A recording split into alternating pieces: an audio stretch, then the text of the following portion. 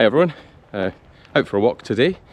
I just wanted to say Happy New Year to everyone. If I haven't said that in a previous, I might have said that in a previous video, but anyway, hope you had a nice festive period. And today's video I'm going to be talking about the dreaded New Year's resolution. Now I'm not talking about ones you're about to make, I'm going to talk about one which I just completed 2 days ago on New Year's Eve. And I'm going to tell you how I did it and how to make your New Year's resolutions stick, and how to pick ones that you'll actually achieve. So stay tuned and we'll talk about that.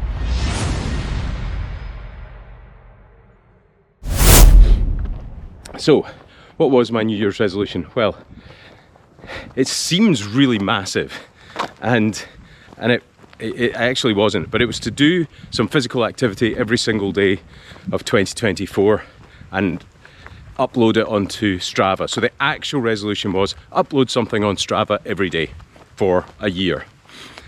Now that sounds huge, but the reason most people's resolutions fail is because of that. It's because they're too big.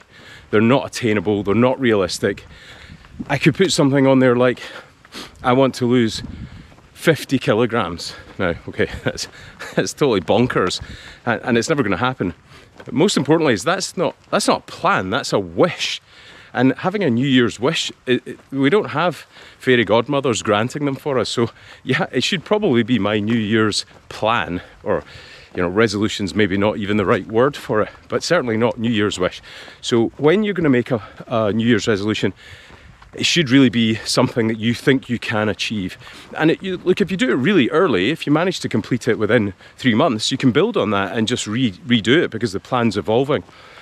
So what did I do? I said I would do this every day on Strava. I'd upload something. So Strava, if you don't know, is I suppose you would call it an exercise tracking app. You can get it on your phone as a free version, and you can just upload and it will tell you where you ran, where you cycled, how far you swam, all that kind of stuff. But I didn't say I was going to run a marathon every day. I didn't say I was going to ride 100 kilometers every day. I just said I was going to upload some physical activity every day. And some of those were really small. 5-minute walk, for example, or 15 minutes of yoga. But the way I did it was I used the thing called a SMART plan, and I have mentioned these on several occasions. And I'll talk you through it. So the S is specific. So it was very specific. I will upload a physical activity once a day. That at least once a day. So that's it. There's a tiny 1-sentence plan there of what I was going to do.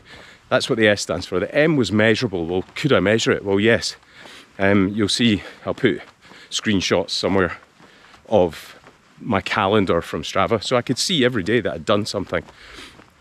The other thing that would be useful, which thankfully I didn't have to do, is to set a reminder. Set yourself a little alarm every day on your phone, maybe at 3 in the afternoon or 4 in the afternoon. Have you done something? Because then you'll remember to do it. So, but I'm getting ahead of myself. So measurable, yes, I could measure it. And at the end of 365 days, I look back and sure enough, I've done 365 days. Attainable, well, that's the A of SMART. And the reason that it was attainable is because I made it really small. I said I'd just upload something. It didn't have to be massive. It just had to be a tiny little thing.